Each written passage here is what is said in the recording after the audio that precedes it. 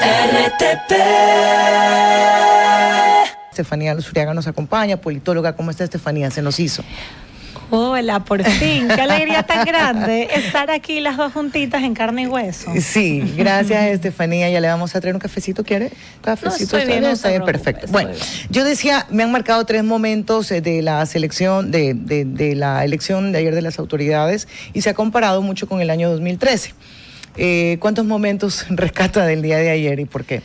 A ver, yo creo que realmente un momento icónico para mí el discurso de Anabel Asín. Yo creo que ella marca el tono de la conversación y luego busca sostener lo que me llega al segundo momento, y es la construcción del antagónico que hace RC5 desde un nosotros excluyente en el discurso, pero que Revolución Ciudadana cae perfectamente en esa narrativa con el accionar posterior. Y finalmente creo que el discurso de Nils Olsen también es importante destacarlo. Seguramente conversaremos un poco más sobre eso. Sí, me quedo con el primer discurso de la doctora Anabel Asín, creo que fue algo más de 10 minutos, incluso habló para la oposición y dijo que está bien, pero dale con argumentos, más o menos así. Pero en cierta parte, ella habló de que se sentían vientos de libertad y de tranquilidad.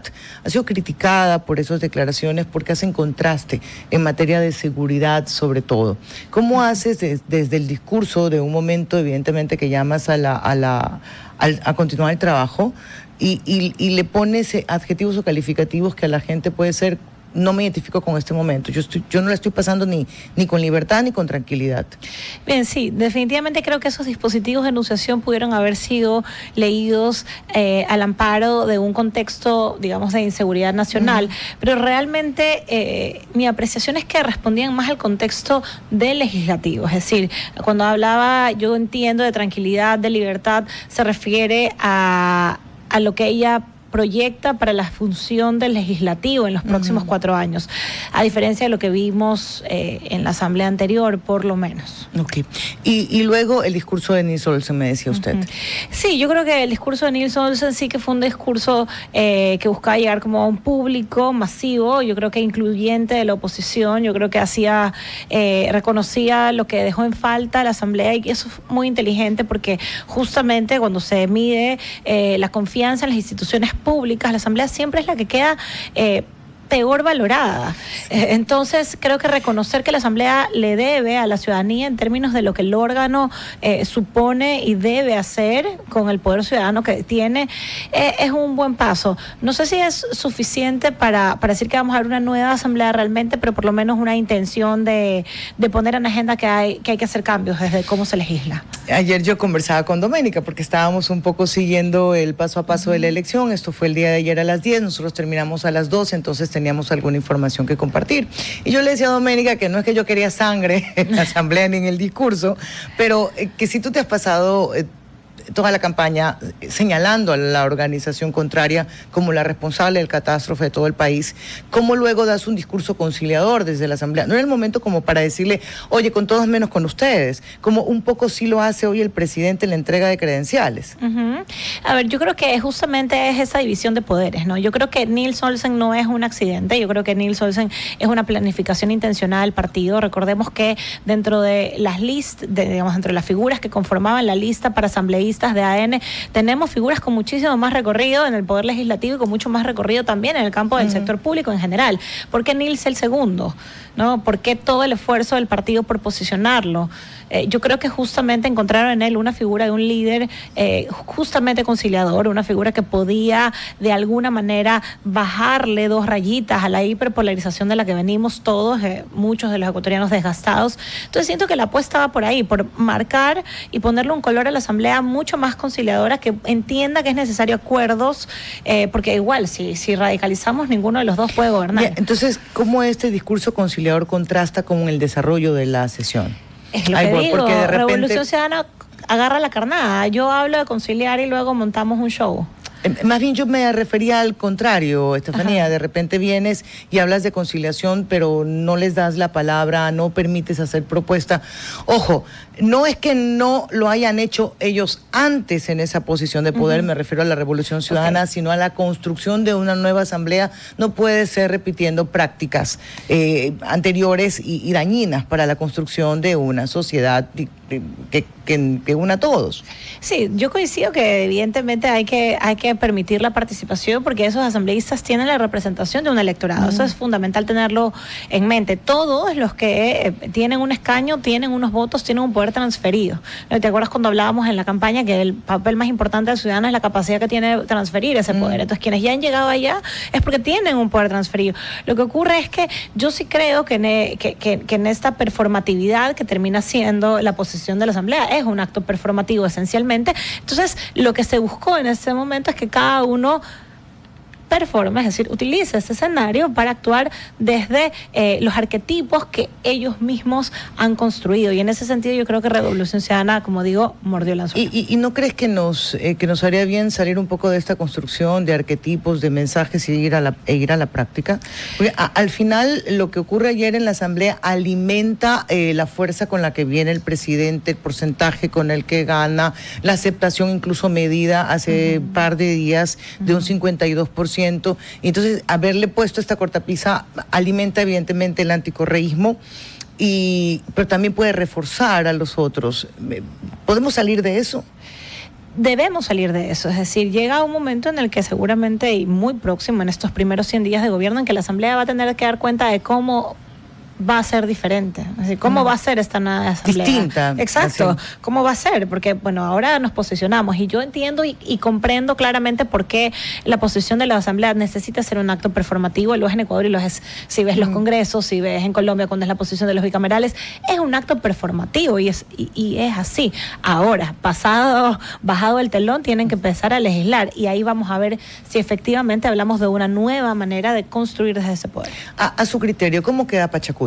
Además de divididos, señalados, llamado a la atención, jalón de oreja, te vamos a hacer que vengas a rendirle cuentas a la comunidad. Bien, yo creo que Pachacuti viene muy desgastado y termina aún peor. Creo que en el intento por ganar la presidencia de la Revolución Ciudadana intentó generar una narrativa de que Pachacuti definía la elección.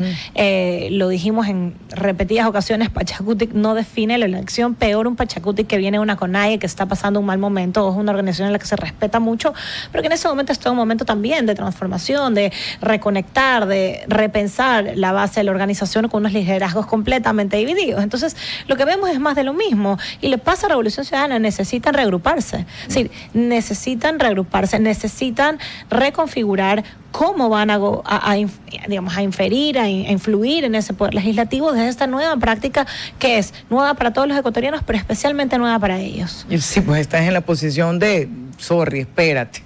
Pero hay formas para decidir, hay que reconectar. Y sabe que me parece que es la forma que incluso pudieran tenerla más sencilla, porque quizás hoy lo que piensas es, ok, el gobierno tiene todo, no tienes opción a nada. Ya luego le comento sobre las declaraciones del ministro de la Gasca para ver qué piensa. Una parte, Pachacuti queda dividido, debió haberse hecho como que un autoanálisis desde el 2021 cuando queda la señora Guadalupe Llori como presidente. Definitivo. ¿Cómo queda el PCC luego de un cambio de último momento de bando de la asambleísta Seyeri, que termina siendo electo en el CAL? Y a nada de esta decisión, un video de la prefecta de Esmeraldas. También, a ver, lo que pasa con los partidos tradicionales, y quiero hablar como en grupo, porque el problema es que la crisis del sistema de partidos, que será otro el espacio para conversar en profundidad sobre eso, nos genera esto, nos genera partidos políticos increíblemente debilitados, partidos políticos que tienen un vacío conceptual, y cuando digo un vacío conceptual me refiero a que quienes son parte del partido, quienes representan al partido, no comparten los valores políticos ni los posicionamientos ideológicos del core del partido. Entonces eso luego se vuelve muy fácil, de manejar por las fuerzas políticas que estén, en ese momento en el poder. Entonces, yo creo que lo que ocurre con el PSC es lo que ha ocurrido con Pachacuti, que es realmente no tienen claridad de cuál es el posicionamiento del partido en este momento y terminan actuando casi como independientes, es decir, casi como... Ayer quedó clarísimo, porque fue un quite de camiseta demasiado rápido, o sea, no hubo pudor en sacarse la camiseta y ponérsela. Sí, no vi eso y me quedé pensando, porque al final el Partido Social Cristiano es la primera organización de la Asamblea que sale y dice, oye, al ADN, sin importar el nombre, te vamos a apoyar, y le cumple. Y luego se quedan sin la segunda vicepresidencia y luego eligen a un miembro del CAL que no estaba en el radar, tanto que no votaron por él. Así es. Es decir, yo creo que el PSC justamente le pasó esto, es decir, lo mismo que le pasa a Revolución Ciudadana, es decir, yo actúo desde donde sé actuar. El PSC hace mucho tiempo que no es mayoría en la Asamblea, eso lo sabemos, pero ha tenido un posicionamiento de poder en la Asamblea. Ha sabido manejar desde las periferias numéricas, es decir, sin ser la mayoría en escaños, el poder en este órgano. ¿Qué es lo que pasa? Hoy el PSC no tiene suficiente poder y están actuando como si lo tuvieran. Eso los deja en una situación muy vulnerable. Ahora, ¿cómo se lee? Le comparto palabras más, palabras menos. El ministro de la Gasca estuvo hoy día en Ichimbía en la entrega de credenciales al presidente y a la vicepresidente. Y también estuvo en Teleamazonas, se le abordó sobre la constituyente. Me quedé yo con la sensación de que más estaba por ver qué pasa en la Asamblea Nacional, si podemos enmendar o reformar, y si es que por ahí es necesario, nos vamos a la constituyente. Me quedó esa sensación. Pero en la entrevista con Milton Pérez, el ministro dice que no es que son dueños de la Asamblea, no tienen a la Asamblea de por medio, y que esto se verá más o menos día a día. Las cifras un poco pueden cantarlo. El presidente de Olsen gana con 80, la vicepresidenta con 78 y la segunda vicepresidente logran y ahí raspando 77. Los miembros del CAL también en esa condición. ¿Cómo se lee la coyuntura? Lo que decíamos, estamos entre una asamblea que es bipartidista esencialmente. Eso quiere decir que a ninguno le alcanza para gobernar solo, ¿ya? Es decir, a ninguno le alcanza para poder legislar libre. Eso quiere decir que hay que conciliar y hacer alianzas. ¿Cuál es el problema? O sea, ¿cuál es el reto? No, ¿cuál es el problema? ¿Cuál es el reto? Conseguir alianzas sostenibles en el tiempo, es decir, que no sean alianzas coyunturales, que respondan a una ley particular o a un proceso de fiscalización particular, sino que sean alianzas que realmente permitan la gobernabilidad. Y para eso necesitamos unas alianzas, digamos, consensuadas, que se amparen en unos acuerdos mínimos para la gobernabilidad. Eso lo va a tener que trabajar, en este caso, el nuevo presidente de la Asamblea y el líder de la bancada de ADN, Nils Olsen. Claro, porque no quedó la ruta clara ayer en los discursos. No, o sea, hablamos de un acuerdo, hablamos de hacer las cosas distintas, hablamos de un espacio conciliador, hablamos de una nueva asamblea, pero esta nueva asamblea va a tener, como digo, en estos 100 primeros días que dar cuentas de cómo eso se va a materializar y se va a volver un elemento tangible. Hablemos un poco de la Revolución Ciudadana y de esta división de bancada que estaba prohibida, claramente el artículo 118. Lo dejaba clarísimo, un intento de dividirnos porque nos dividimos. Pero somos los buenos. La bancada de la gente, creo que se iba a llamar. Gente buena. Creo, si mal no estoy. Ya, pero ¿de qué era gente? Sí, de que se iban a dividir, lo cual no pasa. En la primera lectura fue traición, división, fractura en la revolución, y justo viene después de la entrevista de la prefecta Marcela Guiñaga. ¿Está fracturado la revolución, a su criterio? Para mí no es una pregunta, es una realidad. La Revolución Ciudadana está fracturada desde el núcleo más profundo de la Revolución Ciudadana. Es decir, vemos que ¿qué afectó más la campaña de Luisa González? ¿La fractura de la Revolución Ciudadana o lo que se hizo desde otros espacios? No, pues la cantidad de torpezas comunicacionales que se cometieron desde la Revolución. Exactamente, y esas torpezas comunicacionales dan muestras de la fractura. Si algo ha sabido hacer bien Revolución Ciudadana es manejar una línea comunicacional única y clara. Es decir, ha habido un gran argumento que decae por diferentes voceros oficiales y extraoficiales de la Revolución Ciudadana. ¿Qué ocurre cuando Luisa González busca ir generando unos espacios un poco más autónomos? Hay un descontrol de esa línea argumentativa madre. Y eso empieza a generar, a dar luces, a mostrar esa fractura. Y hoy en día es clara.